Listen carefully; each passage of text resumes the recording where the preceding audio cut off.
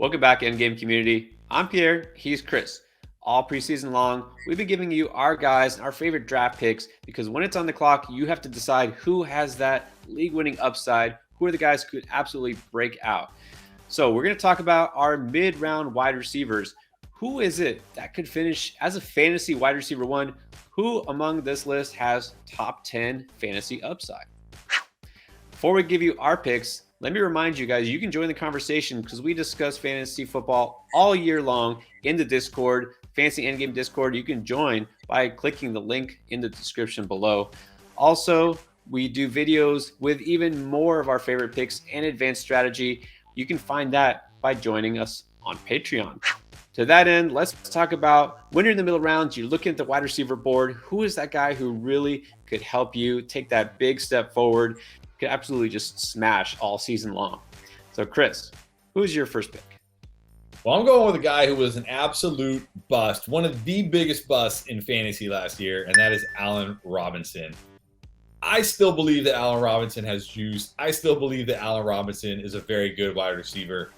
I just believe Allen Robinson was in the worst possible situation last year. And talk about reception perception a lot. You should definitely check it out. Matt Harmon.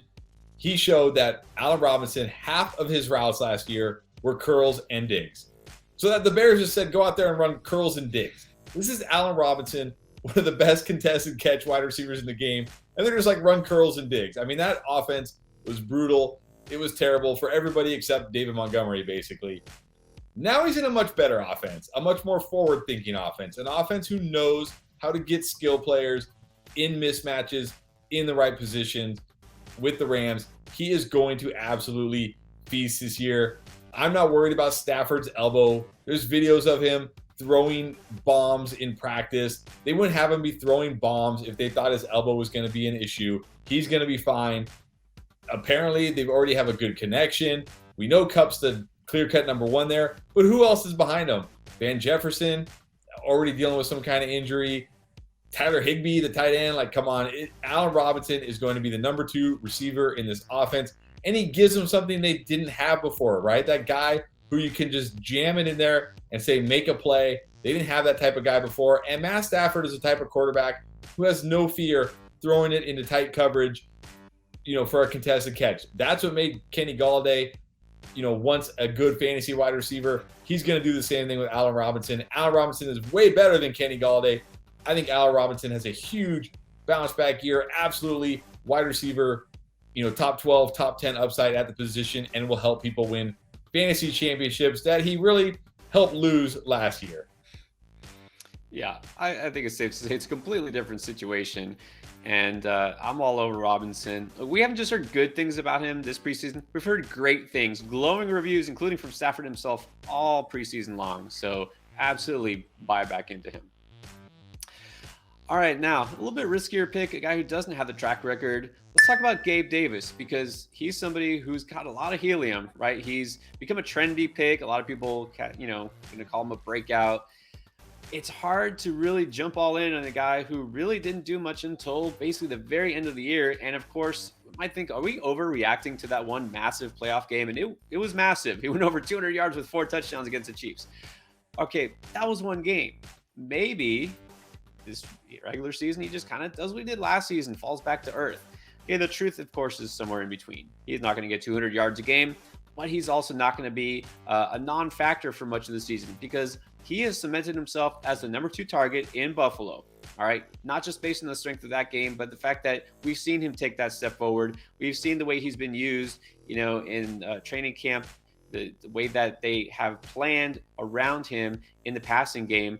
Look, Gabe Davis is going to be catching balls from Josh Allen, definitely the best fantasy quarterback in the league. I'm not calling him the best quarterback in football, but one of the best.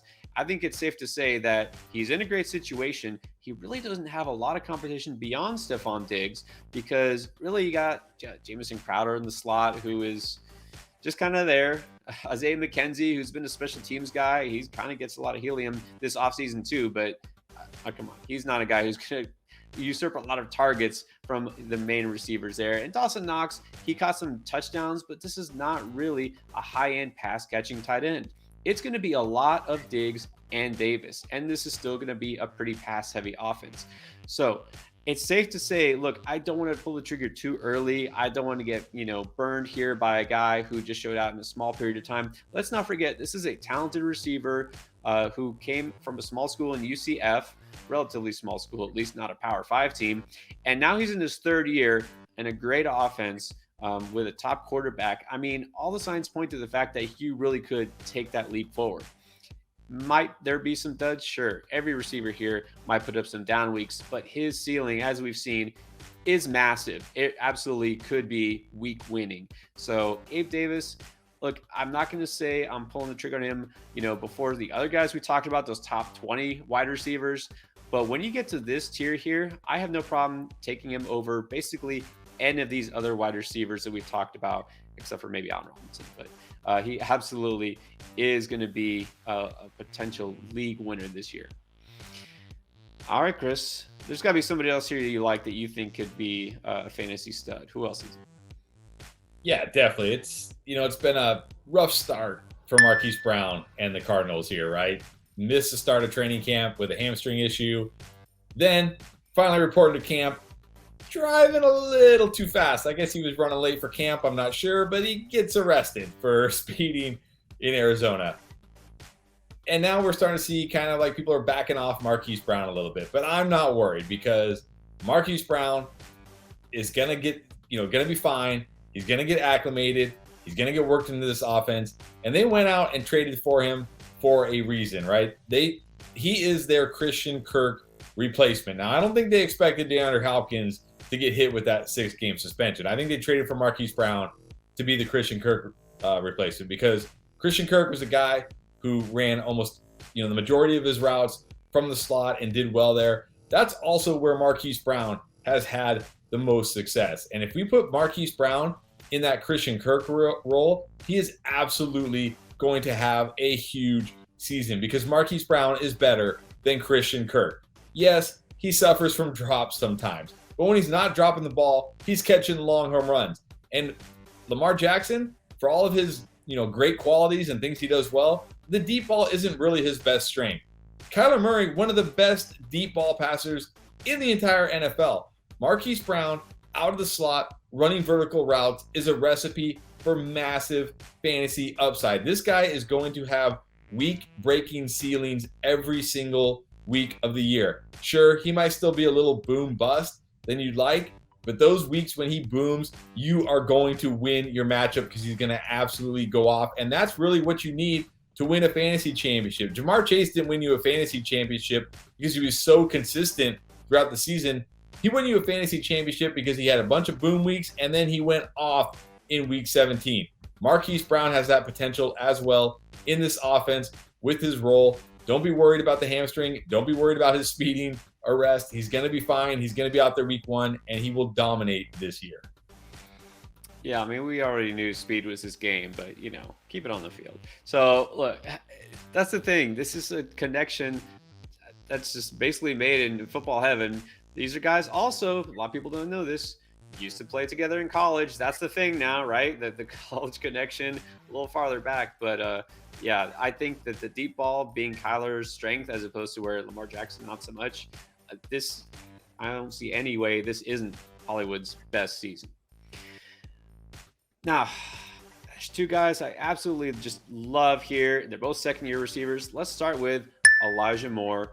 Now, Chris, you also already mentioned reception perception. You know who one of the very best rookies was? Yeah, Jamar Chase. He was okay.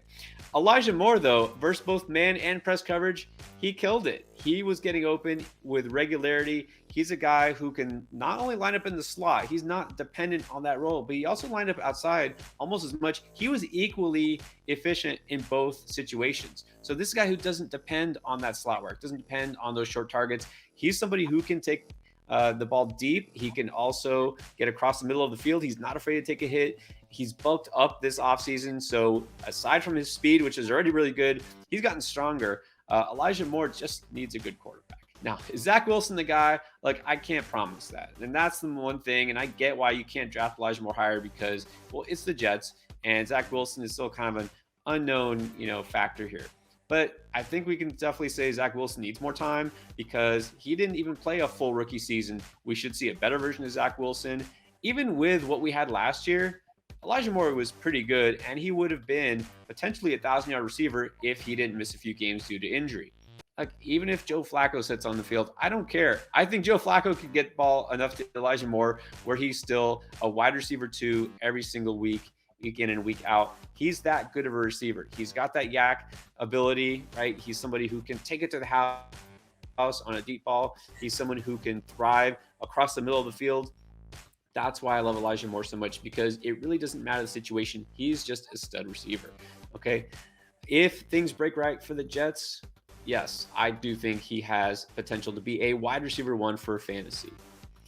All right, Chris, give me one more receiver that you believe in. Yeah, this guy was also kind of a bust last year, not as to the degree of Allen Robinson, but that is Courtland Sutton. Got a massive quarterback upgrade this offseason when they went out and got Russell Wilson. Still was a little, I mean, I liked Courtland Sutton a ton after they signed Russell Wilson, but I was still a little nervous because, you know, Tim Patrick is there. They're both big bodies. I'm not going to say they do the same thing because they don't. You know, Sutton's a true X, whereas Patrick is more of a flanker type receiver. But now, unfortunately, Tim Patrick, ACL tear, done for the season. The door is now wide open for Courtland Sutton to absolutely smash. He can be Russell Wilson's DK Metcalf, right? That big, physical, outside X wide receiver who can score touchdowns, pick up huge chunk plays, pick up huge yardage, and also be the guy when you just need to chuck it in there and say, make a play. He can do that. Courtland Sutton can be all of that. There's really nothing stopping Courtland Sutton at this point other than Courtland Sutton. And I know people are going to say, well, he was terrible last year. Yeah, but he was also coming off of ACL. It's very rare that a guy comes off ACL that first year and is back to what they were before. If you look at his, again, talking about reception perception here, we keep bringing it up. But if you look at his rookie year to year 2 development, it was exactly what you want to see in a potential stud wide receiver. His rookie year to second year numbers were better across the board. He was trending towards being one of the game's top wide receivers. Unfortunately, ACL tear will, kind of put a halt to that. But now he's a year removed from that, fully healthy, no excuses. All the words out of camp is that him and Russell Wilson have a great connection. I think he's going to have a huge bounce back year this year and remind people that he is a true alpha X wide receiver in this league and can be what DK Metcalf was for Russell Wilson in Seattle. Yeah, and if you think about, take the word of reporters and things you're hearing in preseason, it's Sutton, not Judy, who is really kind of stepped forward to be the top receiver in that offense. So, yeah, definitely between the two. A lot of times you'll see Judy get drafted higher. I don't get that. I'm taking Sutton. All right, you mentioned Marquise Brown, now in Arizona. What does that leave in Baltimore? It leaves Rashad Bateman to be the undisputed wide receiver 1, and that's a very good thing because that's what he deserves. Bateman's a guy I loved ever since before he was even drafted. Just love his ability to get open and to catch no matter what the circumstance is. He has great body control. Of course, the hands are there. Now, you look at Baltimore and you think, okay, well, how much, is a top receiver in Baltimore worth? Because this is a team that just wants to run. Yeah, they want to run, but they can't always do that. And in fact, you might be surprised to know that last year they were 9th in terms of pass attempts. Okay, they passed the ball more than a lot of other NFL teams out of necessity because their defense was horrible. It really was one of the worst defenses that in the Harbaugh area they've had. And yeah, they got a little better with some of their draft picks and signings. It's not just going to be the Ravens of old where they could play smash mouth football, run the ball, 30 times a game and depend on their defense. They can't get by with that anymore. They're going to pass the ball. Look, Lamar Jackson is motivated. He's a guy who wants to prove that he can be a passer, right? Not just a dual threat and a running quarterback. So I think we're going to see Bateman's target total really exceed that of a lot of these other number 1 receivers. And that's why his ADP, it makes him a great value because he's the top receiver on a team that's going to pass the ball quite a bit. And like I said, he's got the height, to be a red zone threat. He's got the ability to catch the ball in traffic, and he's got the speed. So I think this is the complete package, and people are sleeping on him because of the situation. Because we've been trained to think that Baltimore doesn't support an elite fantasy receiver, and that is just going to be wrong this year. So I love Bateman. I'm getting him every time. And look, if I happen to go running back heavy in my draft and I get him as my wide receiver too, I'm not disappointed. I am thrilled because I think he's going to be at the very least a fantasy wide receiver too, if not top 15 fantasy wide receiver. All right, those are our favorite picks for mid-round wide receivers that we think could smash this year. We did this also for running back. Check out all those videos, and we're going to talk about our favorite late round wide receivers too, so you can get the best value in your drafts. All right, guys, thanks for watching.